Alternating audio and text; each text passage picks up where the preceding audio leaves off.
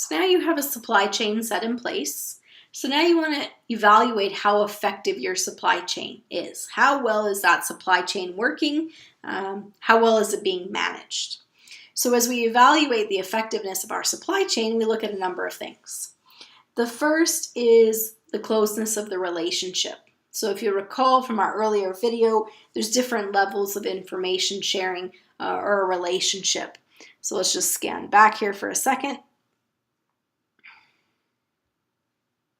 So we could simply share the information. We could work together to expand into new markets. We could coordinate workflow, production, operations, and procurement by sharing information with our database. And I apologize, there's an error in a previous video, and that is the translating into inventory, ordering, manufacturing, the decision making. That's your enterprise resource planning. EDI is the software itself that simply shares the information. So those two were switched in a previous video. So make sure you make that adjustment. But when we look at information sharing, we can simply just share a little bit of information. We can share our data. We can work together on new markets, or we can work together in terms of our planning, our forecasting. So here we're analyzing the data together instead of just sharing the data, which is what you see up here. So if we go back to evaluating our supply chain, we want to look at the closeness of the relationship. So if we're using CPFR, how are we doing in terms of working together to share the data, to understand what it means, and to use it to forecast and to make decisions for our company? So how much information sharing is happening? As we look at that, we're looking at, is the communication that we're doing, is it effective? Okay, so are we getting the information that we need? And perhaps we're using some technology to share our information. So remember, we have EDI and ERP.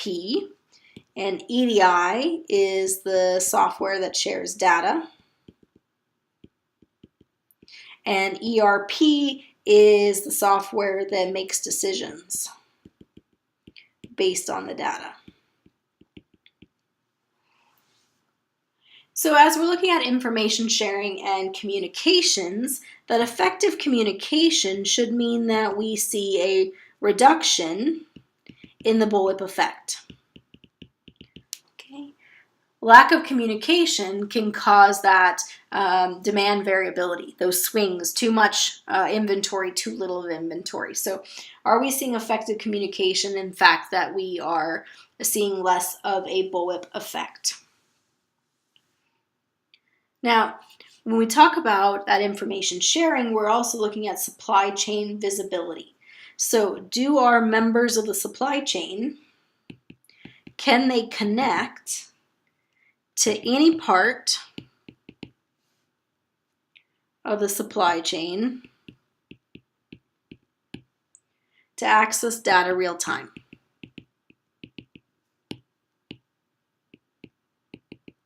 So is every member of our supply chain given the same access to information? So if we're using EDI or we're making decisions with ERP, is everyone in the supply chain able to see the same information? So do we have that level of visibility, or is it only a subset of our supply chain? We also need to look at, in terms of supply chain management, how well we're doing at event management. Event management is your ability to detect and respond to unplanned events. Maybe there's a shortage in one of the raw materials that you use. Maybe there's a factory that has a fire. Maybe there is a production issue. How well does the rest of the supply chain work in terms of identifying the issue and responding to the issue? And how well are we communicating and sharing information as we deal with that unplanned event? As we look at how effective our supply chain is, we need to look at some performance metrics. So how can we measure the effectiveness of our supply chain? So we're going to look at some key performance indicators. Our key performance indicators can be classified into 5 different areas. Key performance indicators based on quality, cost, flexibility, delivery, and customer service. So let's just make a bit of a list here.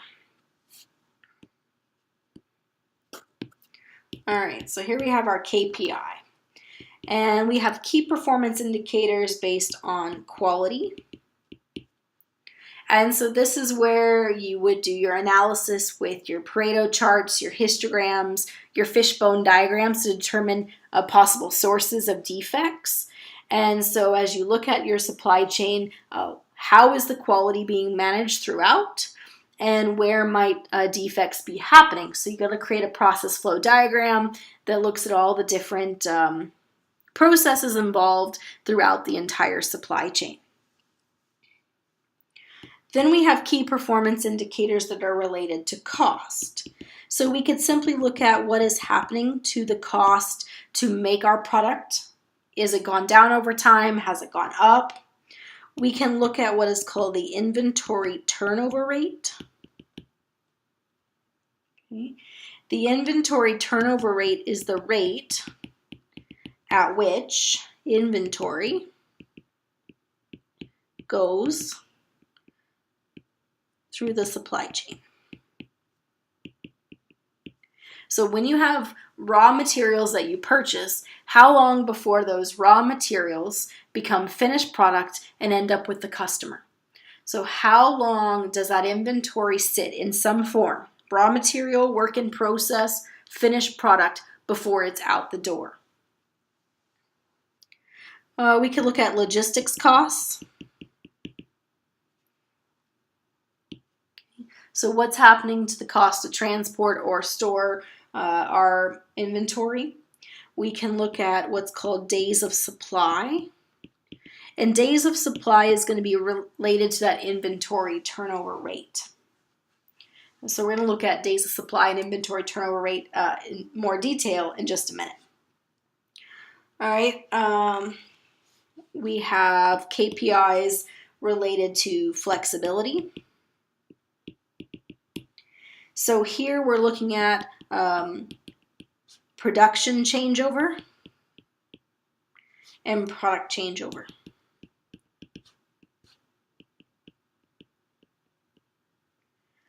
So for example, at Celestial Seasonings, when they want to switch their production line from making one type of herbal tea to another, it takes about 1 to 4 hours to clean off the equipment to get ready to process the next type of tea.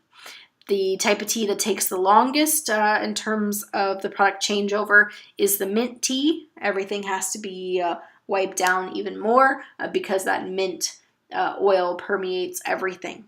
So how much flexibility is there when we look at it? How long will it take to switch from one product line to the next? If we look at Ford, for example, what they do is they produce the Lariat F-150 for a couple months, and then they switch and produce a different line. Maybe the Platinum F-150.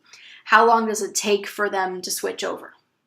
How long does it take for them to switch between producing the Lariat and the XLT, right? So you have to change a lot of the settings or coding on your equipment, especially if you're using computer integrated manufacturing. So how long does that take to change over? How long do we have to wait before you're going to be shipping the next product line out? Because not only do you have to manufacture it, but you have to change over from one product type to the next. So that's one of our key performance indicators, is how flexible our production is. We can look at KPIs related to delivery. So here we're looking at lead time. That tells us how early we need to order, because lead time is the difference between when you place the order and when it arrives. So how much lead time do we have? We look at response rate. This is how much of the requested orders are filled.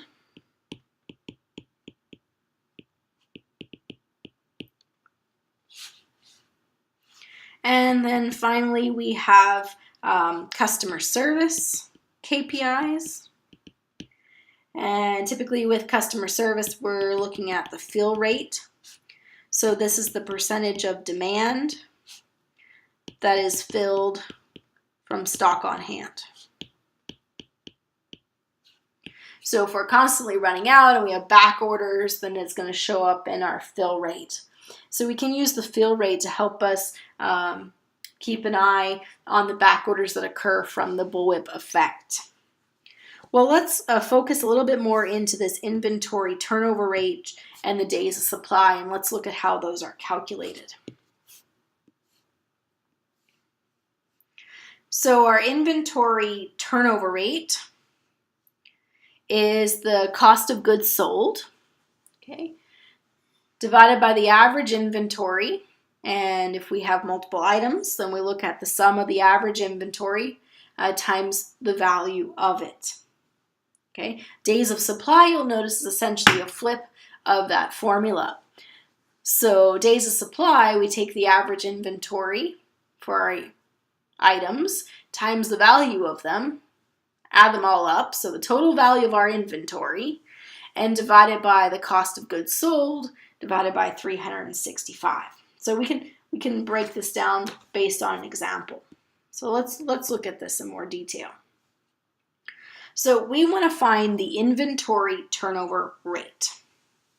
Okay, so to find the inventory turnover rate, if we go back to our formula, we need the cost of goods sold.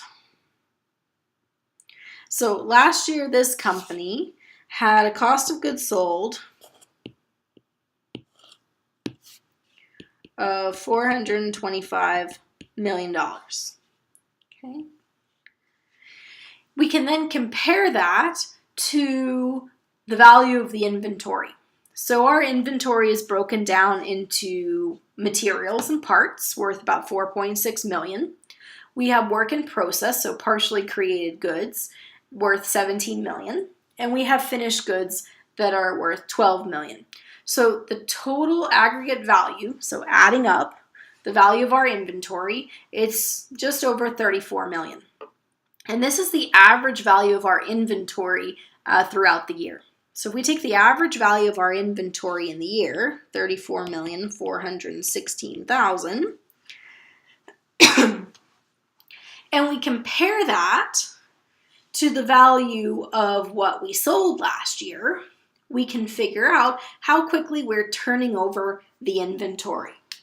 So 425 million divided by 34.4 million, we get 12.3. And this, in terms of our inventory turnover,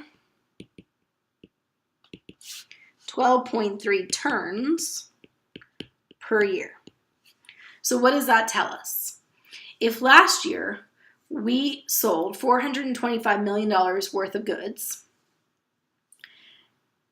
and on average we have $34 million worth of raw materials, work in process, and finished product on hand, then that must mean that 12 times a year we go completely through all of our inventory. So everything from the raw materials to the finished product gets moved out the door. Okay, and we do that 12 times during the year, and that's how we're able to have a cost of goods sold of $425 million. Well, how does this compare?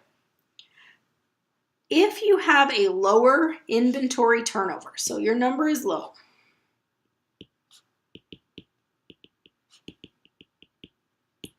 so less turns per year, what that means is you have lots of inventory in progress. So you have a lot of raw materials sitting around that aren't moving. You have a lot of work in process that's not being finished. You have a lot of finished goods that aren't going out the door to the customer. So a low inventory turnover rate means that we have a lot of money tied up in inventory that is not being shipped out and turned into revenue for our company. So the higher the inventory turnover rate, the better for the company, because the less money is tied up in materials and the more quickly it's turned into revenue.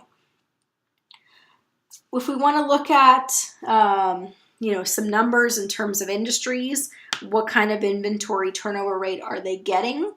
Well, in the 1980s, so when Toyota is at its peak in terms of quality management, efficiency, in the heyday of Toyota, their inventory turnover rate was 60 turns per year. Now they're closer to 12. Okay. If you look at grocery stores have turnover rates usually between 12 and 20 turns per year. So you can start to get an idea of what's kind of typical. So 12 to 20 is kind of a typical range. Toyota in their heyday was well beyond that, 60 turns per year. Those, basically they're using just-in-time management. They're bringing in the materials just when they need them, turning them into vehicles and selling them immediately if they're able to turn their inventory 60 times.